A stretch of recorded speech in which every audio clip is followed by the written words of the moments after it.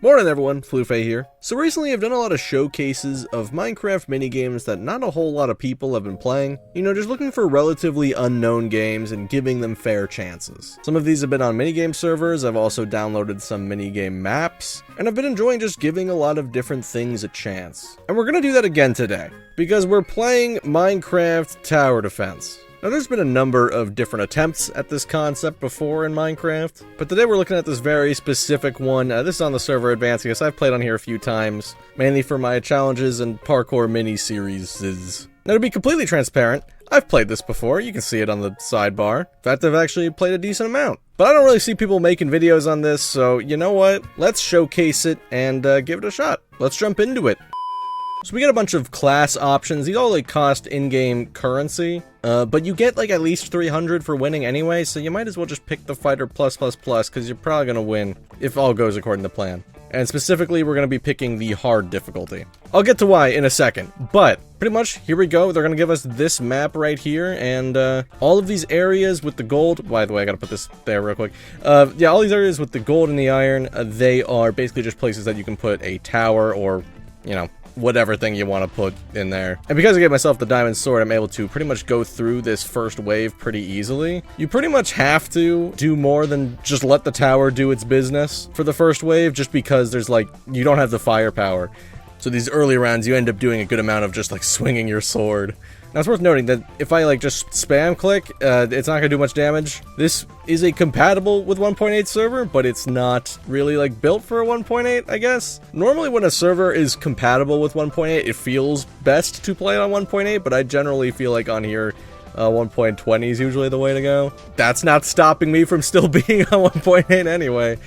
It's just what I had open. But yeah, once we get a few towers set up, generally speaking, it kind of just play itself. And in these early rounds, you really got nothing to worry about. They go all the way there. The reason I chose the forest map here is because this is a significantly smaller map than some of the other ones, and I feel like that makes it a bit more challenging and a bit more interesting. I kind of just like the compact design. Now we're going to buy a kind of tower that I haven't bought yet, and that will be the sniper. These will have like a long range. Oh my goodness, we are not doing so hot. Hold on, I need to, like, actually manage this a little. I mean, we'll be fine. But yeah, the sniper shoots slower, but it goes a way bigger range. So I always like putting a sniper in an area like this, because if it's here, it pretty much covers the entire map. Now, in addition to buying towers, if you right-click them, you get other upgrades. You can upgrade either the damage or the range. So I'll just upgrade the damage of both of these guys here.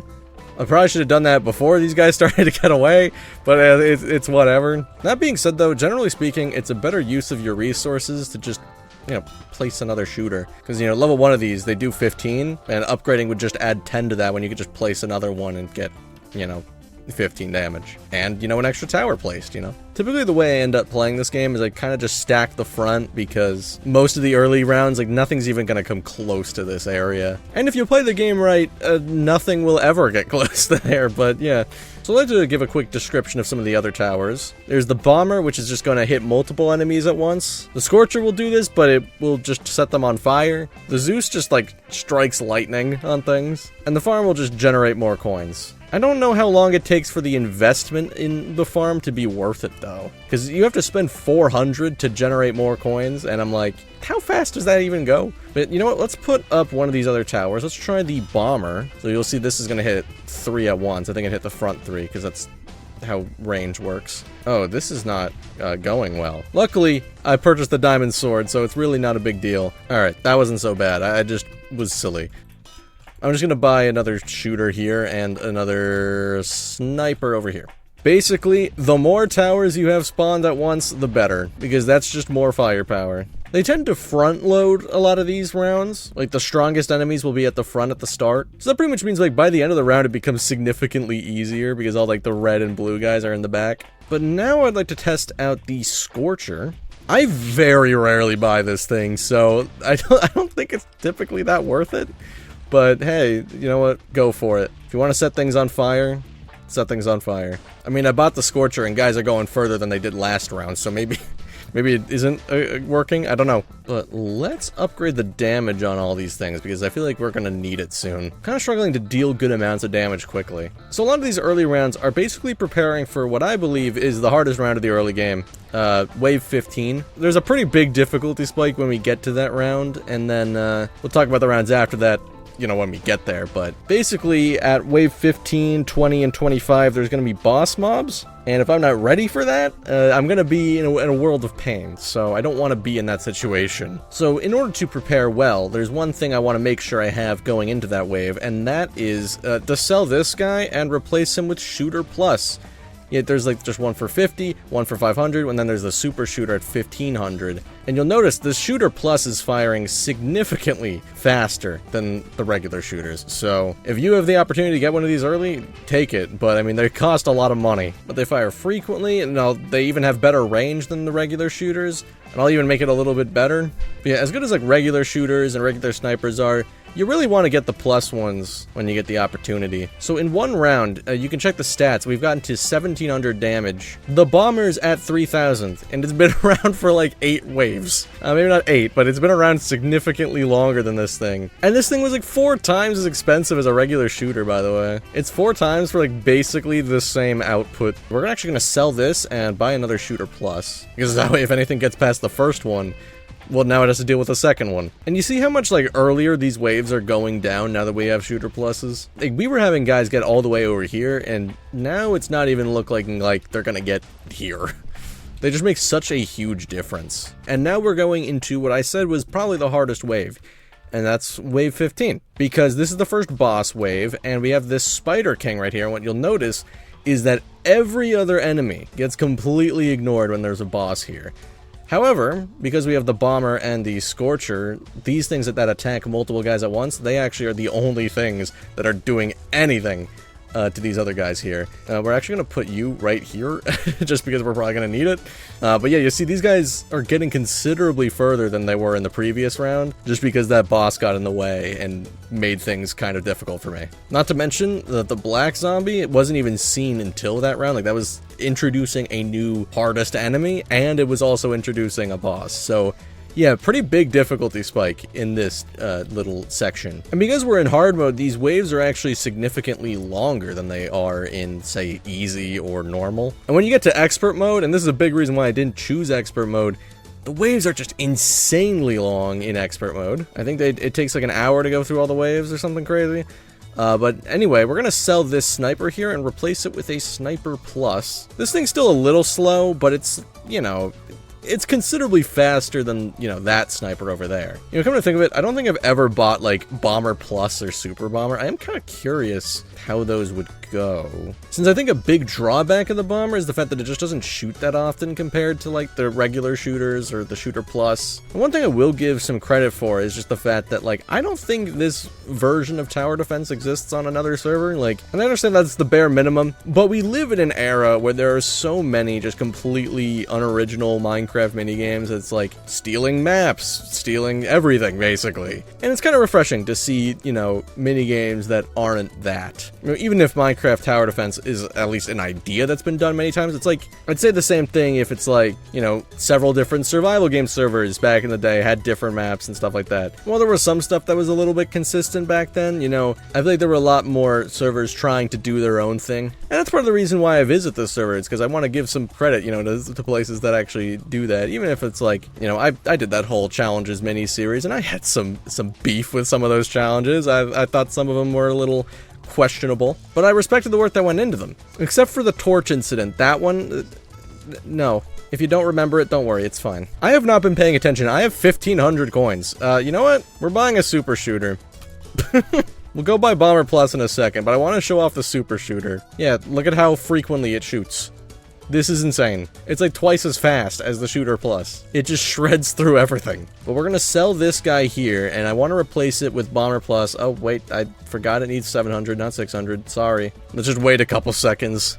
Alright, there we go. Let's see how Bomber Plus does. How frequently does it shoot out? That's a good bit more. That's good. But the man of the hour is this guy. And while we're here, let's just sell one of these, and add in a shooter plus. Just stacking up the front and then putting a few snipers in the back, and that guy as well, but he doesn't matter. Now we're about to approach wave 20, which has the creeper mob boss fight, and so we're gonna have to deal with some of the same stuff that we dealt with the spider. However, now this time around we have a bunch of shooter pluses and the super shooter, which is going to make things considerably easier. Where is he?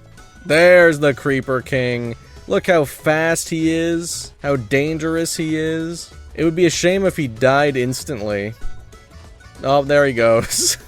He didn't even make it past here. That's embarrassing. And this brings up a point that I have in regards to a lot of the later rounds of this game. And is that once you get to a certain point, and we've kind of gotten to that point, it just sort of becomes mindless. Like, I mean, that's the thing with tower defense in general, is you're watching all of these other things deal damage, you're not doing much yourself. But what makes tower defense an interesting concept is just the fact that, like, you have to spend a considerable amount of time managing your resources and figuring out the right way to spend your money. Here, you kind of can just place shooters down and win. Now this time around, I went with the Scorcher and the Bomber. Normally, I don't actually purchase those things because I've realized if I just place shooters and maybe like 1 or 2 snipers, there's no punishment for that. I'm even going to sell this and put down a new super shooter. And now we have 2 of these guys going around, and, you know, if you thought one of these was very good, now there's 2. And they can barely go anywhere. Now for the sake of research, I'm pretty curious to see what will happen if I just stop buying things. Like, I mean, these guys aren't even getting out of their own starting point anymore. So let's see, if we go the rest of the game without buying a single shooter. Actually, I will buy 1 Thor. Zeus, sorry. My mythology is messed up, man. Just to show off what it looks like, that's Zeus. And you know what, we'll do the same with the farm. I'll show what the farm looks like. That's farm. And now, we wait. So we're into wave 23, and you guys are starting to come a little bit further in, now that, like, some of the tougher enemies have started to come in. But we really haven't had to do anything for multiple rounds now, and we are getting to a point now where the waves have gotten significantly longer, which basically means they're lasting like 3 minutes and they can barely even get out of their own starting point. But you know what? Let's do a quick damage upgrade on both these guys, and then it'll be like nothing ever happened. And with 5 seconds of preparation, like, they're already kind of just backed up here and not making any progress. I think that has a lot to do with the fact that because these rounds are longer, they're giving me way more coins than I would get in easy or normal, which means I'm able to prepare a little bit better. Because you see, I have thousands of coins that I just haven't used, and yet they're still backed up at the entrance. Screw it, let's just go all out on this round. Fully upgrade the super shooters, see how quickly this frickin' blaze goes down. Oh, look, he's already down. He was here. He didn't even make it past the first, like, tower. I feel like the enemy difficulty in this mode needs to scale better. Because as you've seen, like, we kind of just blazed through this after wave 15. I had to hold back. And it could have been even worse if I didn't, you know, spend all that money on the freaking Scorcher. And there we go, we won. But now I want to showcase something really quickly. I want to show off easy mode, you know, the other side. And this freaking guy has joined my lobby. I don't know if he's going to, we got all these other random guys just who are all these people? Well, we got it in easy mode, and, yeah, I guess this is one way I could show off multiplayer. I don't know why all these guys joined my lobby, but yeah, everyone has their own currency for multiplayer, and I was gonna show off how in easy mode, you have to, like, actively try to lose. Because, you know, especially when you have the diamond sword, they go down so quickly. But I mean, I have 3 dudes just working for me here. This guy, I think, just got an achievement. I think that's what that means. So I guess he's, like, never really played this before. But you know what? This is funny. I like it. I'm not getting any of the coins, though, because they're killing them and not me. If these 3 guys find a way to lose, I could be surprised. Look how much bigger this map is compared to the last one we played. It takes so much time to take this entire path. I do like the fact that this is modeled after, like, the classic villages. I like the old school stuff. I mean, new villages are definitely better, but there is, like, a nostalgia thing to these. Why did the whole squad just, like, line up into this game, by the way? Like, this has never happened to me before. I've never had 4 people join my game. Like, he's just shifting on it. No, Captain Pero left! I do think it's funny that we have 4 shooters, and that's just enough. No, Sure Saturn also left? And now Pancake's gone. Okay, well Now I have everything. Everything's mine. Also, there is a cow in the wall. Oh my god. I'm gonna lag out. What the hell? No, I didn't even get to win for those guys. This is an outrage, man. That's absurd. So I think the entire server crashed. That's a shame. Which is kind of wild since I've never had that happen to me on here before. And I've been playing on here for months, so, hey, it happens. Besides, I think y'all understood the point I was trying to go for with that game. So we're gonna wrap it up for today, but first I wanted to show this screenshot because this is an expert mode game I had running pretty recently. And I basically had this entire setup in Wave, I want to say 21, and then decided to see what would happen if I bought nothing else, and it was still able to hang around until the final round on Expert, which is crazy. I do like this game, but yeah, I feel like it could be a little more balanced. I played hard mode in this video, which I think is the most well-balanced one, so that's the one I'd personally recommend to you if you wanted to try it out. However, I'm going to hop off now, so have yourselves a good day, and I'll catch you guys later. Peace.